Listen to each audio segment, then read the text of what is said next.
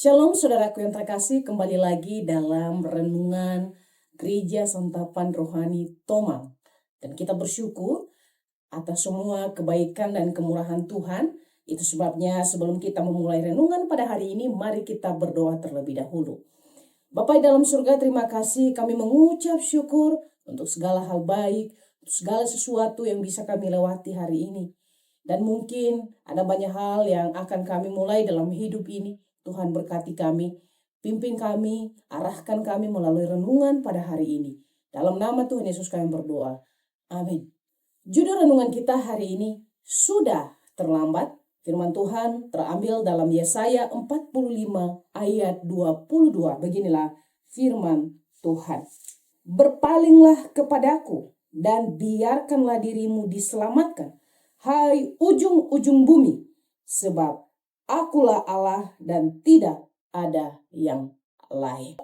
Saudaraku yang terkasih, ada seorang pelari di mana pada saat dia berlomba, kakinya cedera sebelum sampai di garis finish. Semua pelari sudah selesai, stadion hampir kosong, tapi ia tetap berlari tertatih-tatih sampai garis akhir.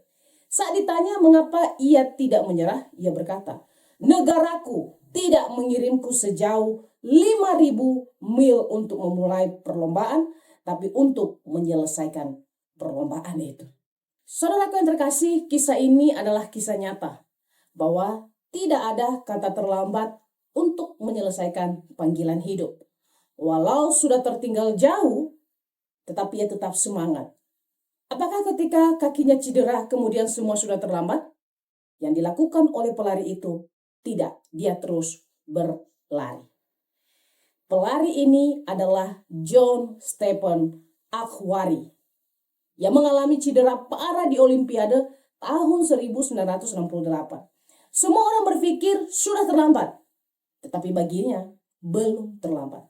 Semua pelari sudah selesai, stadion hampir benar-benar kosong, dan secara logika tidak mungkin ia bisa menang. Dan sudah pasti kalah. Namun ia tetap memilih berlari tertatih-tatih sampai garis akhir. Jikalau kita melihat kisah nyata ini secara perlombaan, ya, ia tidak mungkin dapat medali. Tapi secara makna hidup, itu belum terlambat. Justru tindakannya menjadi sejarah yang jauh lebih diingat daripada mereka yang menang yang mendapatkan medali. Dunia belajar dari dia bahwa menyelesaikan sebuah panggilan hidup lebih penting daripada sekedar cepat sampai. Ada banyak di antara kita juga demikian. Bagi kita, kadang kita merasa sudah terlambat dalam iman kita kepada Kristus. Sudah terlambat untuk saya melayani Tuhan. Sudah terlambat untuk saya bertobat. Namun di hadapan Tuhan tidak pernah ada yang namanya kata terlambat. Selama kita mau bangkit dan berjalan dan menyelesaikan panggilan kita bersama dengan Dia. Yesaya menuliskan kepada bangsa Israel yang sudah jatuh ke dalam dosa. Mereka berpikir bahwa tidak ada lagi harapan. Tetapi Tuhan menegaskan bahwa selama ada pertobatan, keselamatan tetap tersedia bagi mereka yang mau datang kepada Dia. Tidak ada kata terlambat bagi Tuhan untuk menolong dan memulihkan umatnya apapun situasinya. Hari ini berlaku bagi saya dan saudara sekalian. Seringkali kita berpikir hidup kita sudah terlambat. Terlambat untuk bertobat. Terlambat untuk berubah. Terlambat untuk memperbaiki kesalahan-kesalahan yang pernah kita lakukan. Hari ini, sebagai orang yang mau benar-benar datang kepada Yesus, tidak ada kata terlambat untuk bertobat. Apapun masa lalu kita, Yesus selalu membuka jalan. Tidak ada kata terlambat untuk memulai hal yang baik. Meski usia sudah lanjut, kita tetap bisa belajar melayani atau memperbaiki hubungan kita, relasi kita dengan orang lain. Tidak ada kata terlambat untuk menyelesaikan panggilan Tuhan dalam hidup kita. Tuhan ingin kita tetap setia sampai akhir hidup kita. Bukan sekedar cepat di awal, tapi kita tidak setia.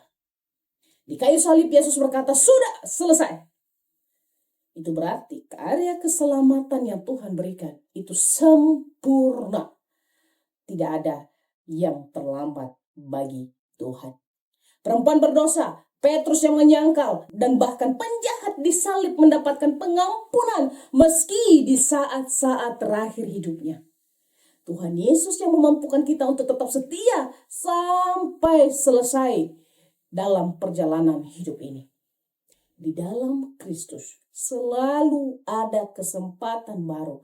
Selama kita mau berbalik kepada Dia, Tuhan memimpin kita menyelesaikan perlombaan hidup ini. Mari kita berdoa. Bapa dalam surga, terima kasih untuk firman Tuhan yang mengingatkan kami bahwa kami boleh melewati segala perlombaan, tantangan kehidupan ini. Kami boleh berjuang, kadangkala gagal dalam setiap proses yang Engkau berikan bagi kami, untuk kami menjadi pribadi yang lebih baik. Terima kasih untuk firman Tuhan yang mengingatkan kami bahwa kami tidak terlambat untuk datang kepada Tuhan, untuk mau bertobat kepadamu. Itu sebabnya berikan kami kerendahan hati untuk mengakui setiap kelemahan kami, keterbatasan kami dalam segala aspek hidup kami. Terima kasih Bapa. Dalam nama Tuhan Yesus kami berdoa. Amin.